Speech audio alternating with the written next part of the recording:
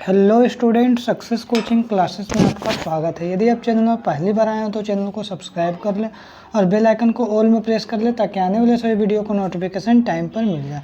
आज हम डिस्कस करने वाले हैं क्लास 9th का साइंस का। ये हमारा मॉडल सेट 3 है। क्या है मॉडल सेट जो आपका 3 है, ये वीकली टेस्ट के लिए है। 9 अक्टूबर 2023 का वीकली टेस्ट होना है प्रोजेक्ट रेल के द्वारा।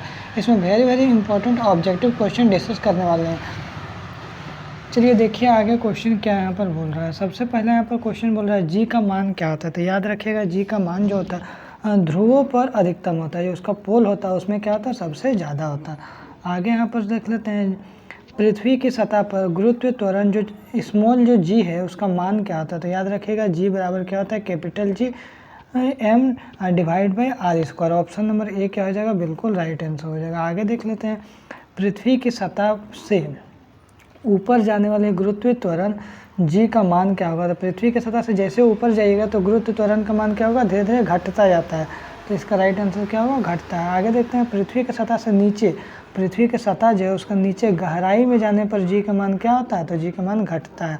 आगे देखते हैं यहाँ पर क्या बोल रहा है, चंद्रमा की सतह पर किसी वस्तु का भार पृथ्वी की सतह पर उसके भार का कितना गुना हो जाता है। तो याद रखें 1/6 गुना हो जाता है।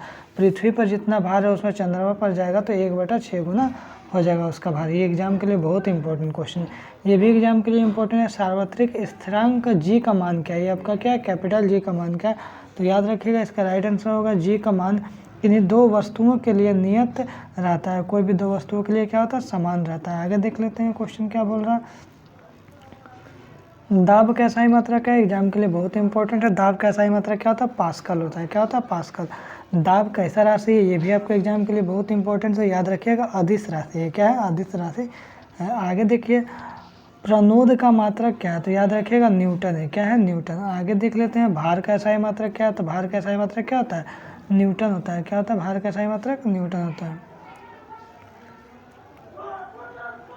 घनत्व का SI मात्रक क्या होता है, kg मीटर क्यों हो जाएगा। आगे देखिए यहाँ पर, द्रव्यमान का SI मात्रक क्या होगा। द्रव्यमान का SI मात्रक क्या होता है आपका, kg पर मीटर स्क्वायर। सॉरी, द्रव्यमान का SI मात्रक क्या हो जाएगा आपका, kg हो जाएगा। आगे देखिए यहाँ पर बोल रहा है, भार का मान सभी जगहों पर क्या होता है। तो भार का मान सभी जगहों पर असमान होता है, क्योंकि कहीं कहीं अलग अलग होता है। तो इसका राइट आंसर असमान है। द्रव्यमान का मान सभी जगहों पर क्या होता है, समान होता है। द्रव्यमान का मान सभी जगहों पर समान होगा, तो भार का मान सभी जगहों पर समान नहीं होगा। जैसे पृथ्वी में और चंद्रमा में आपका अलग अलग हो जाता है। आगे देख लेते हैं, 1 किलोग्राम द्रव्यमान वाले पिंड का भार क्या होगा। तो याद रखिएगा 9.8 न्यूटन होगा। आगे देख लेते हैं क्वेश्चन क्या बोल रहा है। जब किसी तरल में किसी वस्तु को डुबोने पर तरल द्वारा वस्तु पर ऊपर की ओर लगने वाले बल को क्या बोलते हैं। तो हम लोग क्या बोलते हैं, उत्प्लावन बल बोलते हैं। ऑप्शन नंबर 2 क्या हो जाएगा, बिल्कुल राइट आंसर हो जाएगा। आगे देखिए, एक वस्तु का द्रव्यमान, ये क्वेश्चन एग्जाम में बहुत बार पूछता है।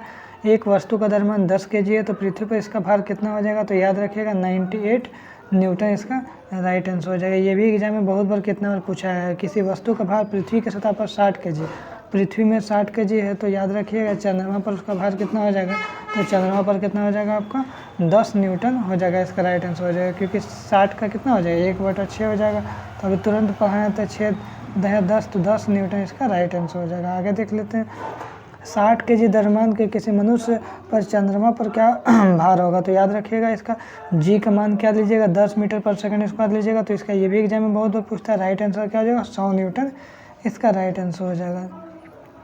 आगे देखिए, अंतरिक्ष में 60 kg द्रव्यमान वाले मनुष्य का भार क्या हो जाएगा। तो आपका अंतरिक्ष में क्या हो जाएगा, 0 हो जाएगा। आगे देख लेते हैं क्या बोल रहा है, प्रति एकांक क्षेत्रफल पर लगने वाले बल को क्या बोलते हैं, दाब बोलते हैं। किसी वस्तु के सतह से लंबवत लगने वाले बल को क्या बोलते हैं।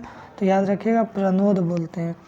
आगे देख लेते हैं क्या बोल रहा है, दुग्ध मापी किस सिद्धांत पर कार्य करता है। तो याद रखिएगा आर्किमिडीज के सिद्धांत पर, आर्किमिडीज के सिद्धांत हो गया। आगे देखें, निम्न में से कौन सा उपकरण केंद्रों के घनत्व मापने के लिए उपयुक्त किया जाता है। तो याद रखिएगा हाइड्रोमीटर का प्रयोग करते हैं। आगे देखते हैं, 98 न्यूटन के भार के पिंड का द्रव्यमान क्या होगा। तो याद रखिएगा 10 kg इसका राइट आंसर हो जाएगा। आगे देख लेते हैं, यदि किसी वस्तु का भार 49 न्यूटन है तो उसका द्रव्यमान क्या हो जाएगा, तो याद रखिएगा 5 kg इसका द्रव्यमान हो जाएगा। किसी वस्तु का भार पृथ्वी के केंद्र पर क्या होता है, तो किसी भी वस्तु का भार पृथ्वी के केंद्र पर जाइएगा तो क्या होगा, 0 हो जाएगा। आगे देख लेते हैं, 70 kg द्रव्यमान के किसी मनुष्य का चंद्रमा पर भार क्या होगा, तो 114.3 न्यूटन हो जाएगा। आगे देखिए, एक वस्तु का भार पृथ्वी के पृष्ठ को मापने पर 10 न्यूटन आता है तो इसका चंद्रमा के सतह पर मापने पर क्या आएगा, तो याद रखिएगा इसका राइट आंसर हो जाएगा 1.67 न्यूटन हो जाएगा। यदि आपको वीडियो अच्छा लगे तो लाइक शेयर सब्सक्राइब जरूर करें। फिर मिलते हैं नेक्स्ट वीडियो में। Thank you so much.